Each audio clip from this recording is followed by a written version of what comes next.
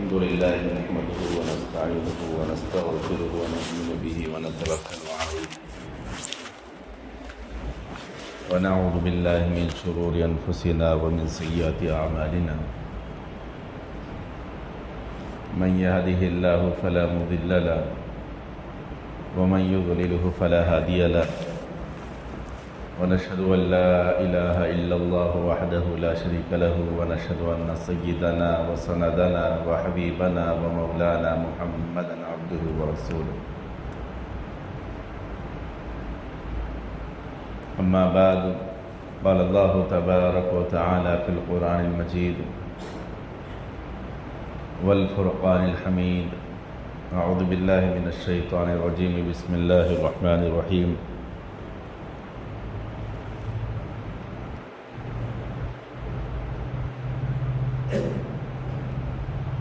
عبس وتولى أن جاءه الأعمى صدق الله العظيم وقال في موضع آخر اعلموا أنما الحياة الدنيا لعب ولهب وزينة وتفاخر بينكم وتكاثر في الأموال والأولاد كمثل غيث أعجب الكفار نباته ثم يهيج فتراه مصفرا ثم يكون حطاما وفي الآخرة عذاب شديد ومغفرة من الله ورضوان وما الحياة الدنيا إلا متاع الغرور قال النبي صلى الله عليه وسلم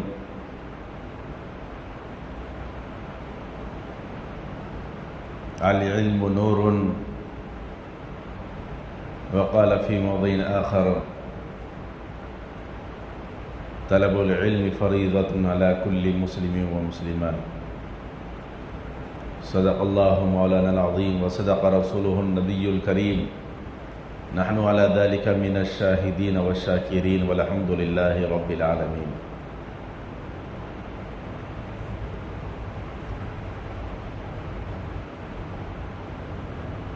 وہ معزز تھے زمانے میں مسلمان ہو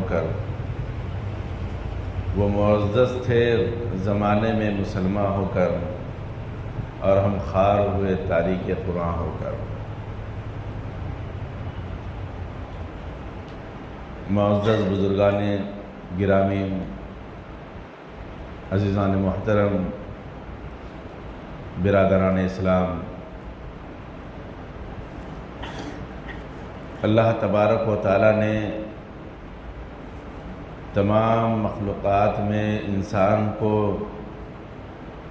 اشرف المخلوقات بنایا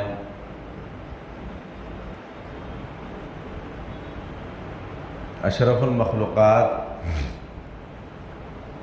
یعنی جس کو اعزاز دیا گیا ہو، شرف دیا گیا ہو، ایک خصوصی علامت دی گئی ہو کہ اس کی یہ تمام مخلوقات میں کم و بیش 18,000 مخلوقات ہے، تو ان میں ایک امتیازی مقام جس مخلوق کو دیا گیا ہے وہ مخلوق ہے انسان۔ تو رب کریم نے ہم کو اعزاز بخشا کہ جتنی اور مخلوقات ہے ان مخلوقات میں ایک بہترین مقام، اعلیٰ منصب اور اپنا نائب بنا کر رب کریم نے انسان کو اس دنیا میں پیدا فرمایا ہے۔ تو اللہ رب العزت نے اپنا نائب بنانا اور مخلوق میں ایک اعلیٰ مقام دینا، اور اس کے ساتھ ساتھ اللہ رب العزت نے انسانوں کے لیے تمام دنیا کی چیزوں کو مسخر کرنا اور دنیا کی تمام چیزیں انسان کے فائدے کے لیے مہیا کرنا، اور وہ تمام چیزیں جو دنیا کے اندر ہے وہ تمام کی تمام چیزیں انسان کے نفع کے لیے پیدا فرمائی ہیں۔ پہلے تو یہ ہے کہ انسان کو اور مخلوق بنانے کے بجائے اشرف المخلوق یعنی انسان بنائے، پھر اپنا نائب بنائے، پھر علم کی دولت سے اللہ تعالیٰ نے مالا مال فرمایا، پھر کائنات کے تمام چیزوں کو اس انسان کے لیے اللہ تعالیٰ نے مسخر کیے اور استعمال کرنے کا ڈھنگ اور سلیقہ بتایا، حلال کو حلال جانے، حرام کو حرام جانے۔ اس کے لیے اللہ تعالیٰ نے انبیاء علیہ السلام کے ذریعے سے حلال و حرام کی تمیز عطا فرمائی۔ تو اب ہمارا کام یہ ہے کہ ہم اس چیز کو پہچانیں، اس چیز کو علم میں لائیں کہ اللہ تعالیٰ نے ہماری تخلیق کیوں کی ہے، کیونکہ یہ تمام چیزیں اللہ تعالیٰ نے ہمارے ہی لیے پیدا فرمائی ہیں۔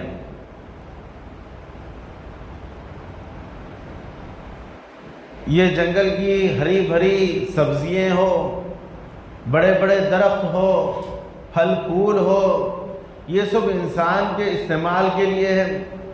بڑے بڑے جانور ہیں، وہ بھی انسان ان کو اپنے لیے مسخر کر لیتا ہے، ان کو اپنے ماتحت کر لیتا ہے، ان کو اپنا غلام بنا لیتا ہے اور وہ اپنے کام کے لیے استعمال کرتا ہے۔ بڑے بڑے جانور ہیں، ان کو ہل چلانے کے لیے استعمال کرتا ہے۔ بڑے بڑے اونٹ ہیں، وہ اس کے ایک چھوٹے معمولی سی بچے کے سکنات و حرکات پر وہ کام کرتے ہیں۔ تو یہ غلامی کا طبع ان جانوروں میں، ان چیزوں میں اللہ تعالیٰ نے رکھ دیا کہ یہ انسان کے غلام ہیں۔ لیکن انسان کو کیوں پیدا فرمایا؟ انسان کی تخلیق کا مقصد کیا ہے؟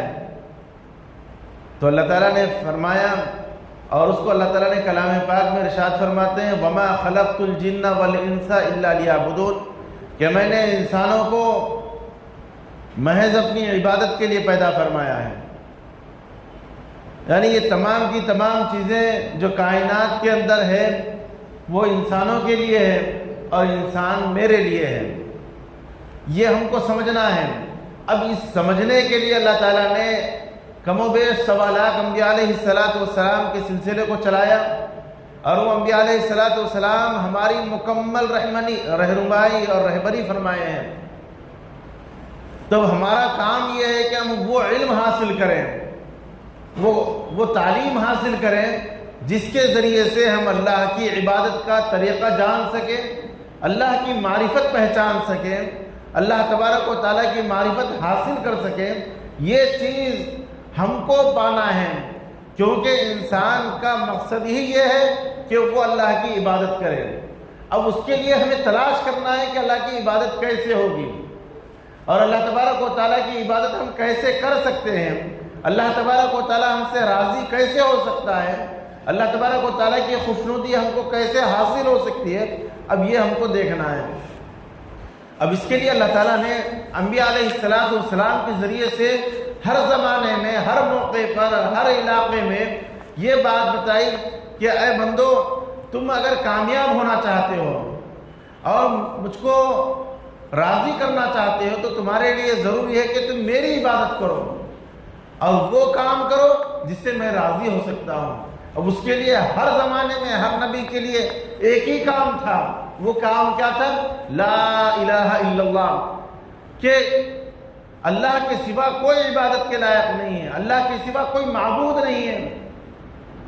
لیکن جب انسان بھٹکتے تھے، مشرکانہ اعمال کی طرف وہ لپکتے تھے اور مشرکانہ طرز زندگی کو وہ اختیار کرتے تھے، کیونکہ شیطان نے ابتدائی زمانے میں اللہ سے وعدہ لے کر آیا ہے کہ اے باری تعالیٰ، جب آپ جنت کو بنائے ہیں انسانوں کے لیے، جنت کو بنائے ہیں انسانوں کو بھرنے کے لیے، تو اے باری تعالیٰ میں لوگوں کو بھٹکاؤں گا، انسانوں کو اس دنیا کے اندر بھٹکاؤں گا اور ان کو جہنم میں بھرتی کروں گا۔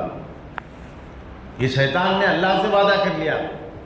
تو اللہ تعالیٰ نے بھی فرمایا کہ میں اپنے بندوں سے اتنی ہی محبت کرتا ہوں کہ جتنا ماں اپنے بچے کو محبت کرتی ہے تو اس سے 70 گنا بڑے زیادہ میں اپنے بندوں سے محبت کرتا ہوں۔ اگر وہ میری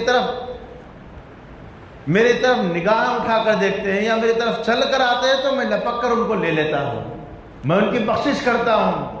مگر یہ چیز ہمارے اندر پیدا ہونا ہے، یہ چیز ہمارے اندر آنا ہے، کیونکہ عزیزان گرامی آج ہمارے اندر بے حسی کا عالم یہ ہے کہ آج عموماً پوری دنیا کے اندر اسلامی حملے ہو رہے ہیں، اسلام مخالف کام کیے جا رہے ہیں، لیکن مسلمانوں کے اندر نہ حس پیدا ہو رہی ہے، نہ حمیت جاگ رہی ہے کہ وہ لوگ جو مسلمانوں کی طرف انگلی اٹھا رہے ہیں، ایمان کی طرف انگلی اٹھا رہے ہیں، یا ایمانی شعار کو مٹانے کی کوشش کی جا رہی ہے۔ آج دیکھیں ہمارے اس ملک کے اندر ایک نصاب جاری کیا جا رہا ہے جو ایک طبقے کا ہے، جو پورے ملک کی تعلیمی اعتبار سے تعلیمی نصاب چلانے کے لیے، جو بھگوا اعتبار سے یا غیر مسلموں کے اعتبار سے ان کے مذہب و مزاج کے لحاظ سے نصاب بنایا گیا ہے۔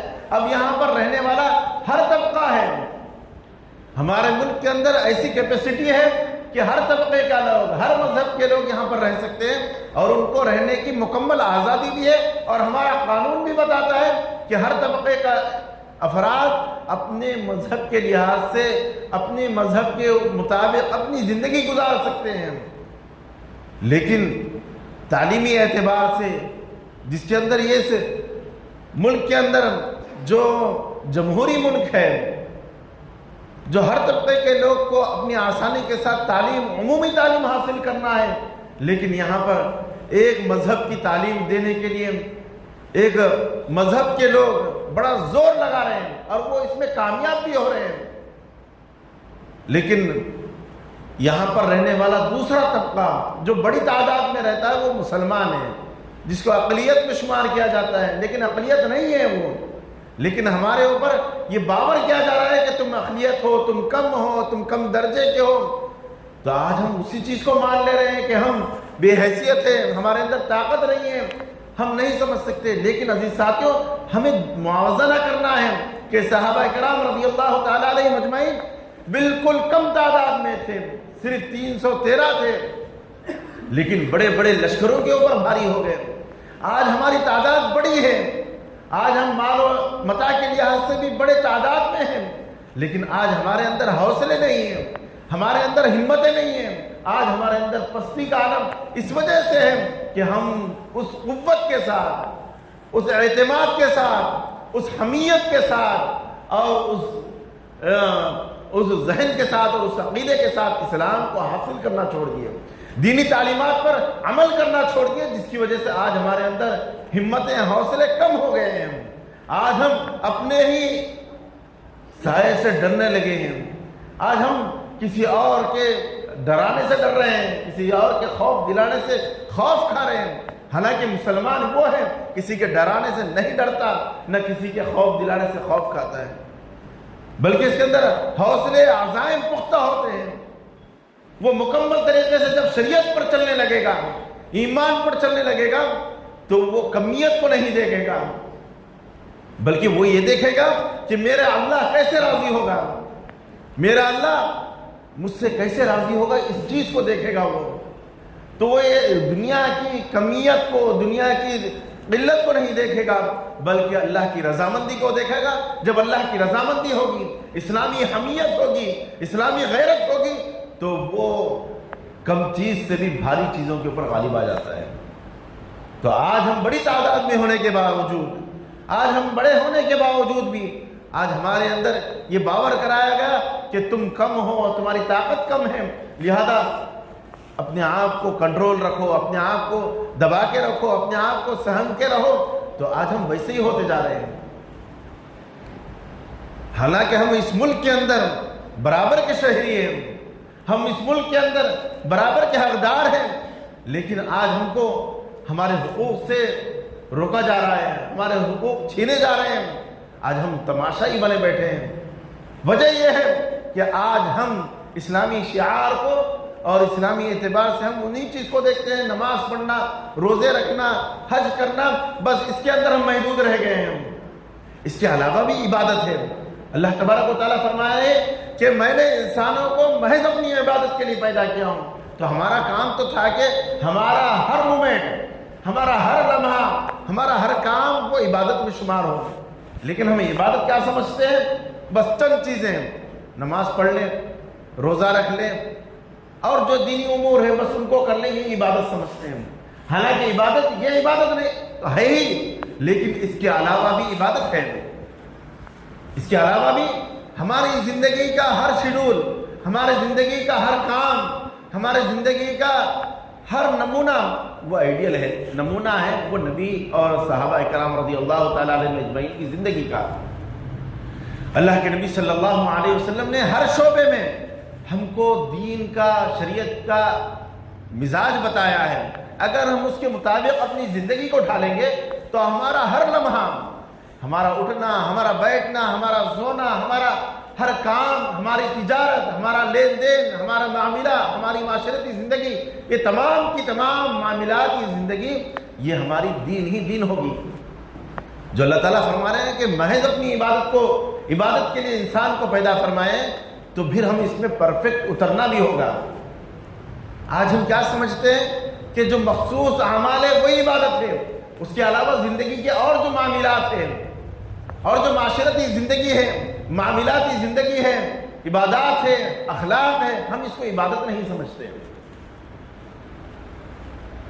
اسلام کے جو ارکان ہیں وہ 5 چیزوں کے اوپر ہیں. سب سے پہلے تو ہے کہ ایمانیات، یعنی کہ مسلمان وہ ہوتا ہے جو ایمان لائے.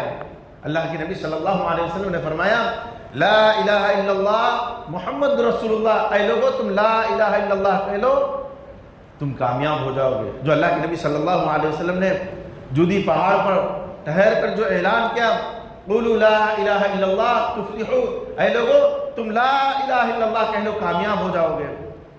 تو لوگوں کو جو یہاں پر پریشانی ہوئی وہ اس وجہ سے ہوئی کہ وہ متعدد معبودوں کی عبادت کرنے والے تھے، متعدد بتوں کی پوجا کرنے والے تھے. تو یہاں ان کو یہ دشواری ہوئی کہ کیسے ہم 360 اور بھی متعدد خداؤں کو چھوڑ کر ایک خدا کی کیسے عبادت کریں، اس کو چھوڑنا ہے. تو یہ ایمانیات ہے. اللہ تعالیٰ ہر چیز کو پسند فرماتے ہیں لیکن شرک کو پسند نہیں کرتے. تو یہ پہلی چیز ہے کہ ایمانیات، یہ ہمارا ایمان مضبوط ہو. یعنی مومن کے لیے 5 چیزوں کے اوپر عمل کرنا، اگر یہ 5 چیزوں کو وہ مضبوطی سے تھام لے اور اس کے اوپر مکمل عمل کرنے لگے تو اس کی زندگی کا ہر پہلو، ہر لمحہ، ہر گھڑی وہ عبادت کی عبادت شمار ہوگی. تو سب سے پہلے ہے مسلمان ہونے کے لیے، مومن کے لیے ایمان لانا ہے. تو وہ ہے ایمانیات. اس کے اندر عقائد آتے ہیں. یہ عقائد کا مسئلہ ایسا نازک اور باریک مسئلہ ہے کہ آج ہم کو وہ عقائد کی تعلیم نہ ہونے کی وجہ سے آج جو ہمارے اندر جو اخلاقی شیرازہ جو بکھرا ہوا ہے، اخلاقی اعتبار سے جو ہم انحطاط کے نیچے ہو رہے ہیں، وہ اس وجہ سے کہ ہم عقائد سے ناواقف ہیں. عمومی طور پر آج اچھا خاصا طبقہ جو تعلیمی طبقہ کہلاتا ہے وہ بھی عقائد، جو اسلامی عقائد ہے وہ عقائد سے ناواقف ہے، جس کی وجہ سے آج ہم وہ حرکات کرتے ہیں، وہ کام کرتے ہیں جو اللہ بھی ناراض ہوتا ہے اور ہم اخلاق سے بھی عاری ہوتے ہیں. تو سب سے پہلے ہے ایمانیات. اور دوسری چیز ہے عبادات. جو ہم سمجھتے ہیں کہ عبادات یہ تو ایک شعبہ ہے مومن کے لیے، اور بھی اس کے لیے 4 شعبے ہیں. تو ایک شعبہ ہے عبادات، اس کے اندر آتے ہیں نماز، روزہ، زکوٰۃ، حج، جو ہم عموماً سمجھتے ہیں کہ یہ عبادت ہے، بس اس کو کر لینا ہے. نہیں، اس کے علاوہ بھی اور چیزیں ہیں ہمارے لیے. وہ ہے معاملات. یعنی ہمارے معاملات کیسے ہو، ہمارے معاملات کیسے ہو، اس کے لیے بھی ہمارا ایک شعبہ ہے دین کا، وہ معاملات کا. وہ معاملات کے شعبے کو بھی ہمیں جاننا ہوگا کہ یہ شریعت اس کی بھی تعلیم دیتی ہے. تو معاملات کے اندر اللہ کے نبی صلی اللہ علیہ وسلم نے ہمیں کیا تعلیم دی ہے کہ اللہ کے نبی صلی اللہ علیہ وسلم بازار میں گئے، دیکھا کہ ایک صحابی دکان لگائے ہیں، جو کی دکان ہے، تو اس میں ہاتھ ڈالا تو دیکھا کہ اس کے اندر گیلی گیہوں ہے. جو ہے وہ نمی والی ہے، اوپر تو سوکھی ہے لیکن اندر نمی ہے. تو انہوں نے کہا، اللہ کے نبی صلی اللہ علیہ وسلم نے کہا کہ یہ دھوکہ ہے، یہ دھوکہ دینا ہے. اوپر تو آپ صاف اچھی اور سوکھی رکھیں لیکن نیچے نرم ہے، بھیگی ہوئی ہے، جو وزن میں زیادہ آئے گی. تو اس کے بارے میں اللہ کے نبی صلی اللہ علیہ وسلم نے وعید فرمائی ویل للمطففین، جس کو قرآن پاک میں بیان کیا گیا ہے، مکمل ایک سورہ ہے کہ ناپ تول میں کمی نہ کی جائے۔ یہ معاملاتی زندگی ہماری درست ہونی چاہیے، لیکن آج ہم اس کو عبادت ہی نہیں سمجھتے، عمومی طور پر ہم اس کو عبادت ہی نہیں سمجھتے۔ اور چوتھی چیز ہے معاشرتی زندگی۔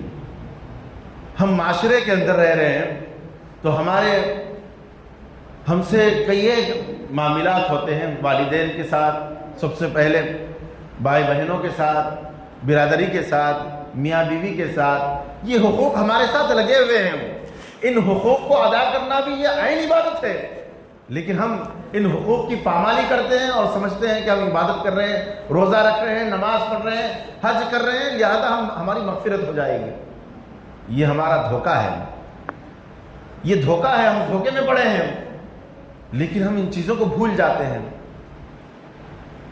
جیسے آج عموماً ہوتا ہے کہ میراث کا مسئلہ آتا ہے تو ہم بڑے ہی جلاد بن جاتے ہیں اور سب کو بھول جاتے ہیں، نہ بھائی کو دیکھتے ہیں نہ بہن کو دیکھتے ہیں۔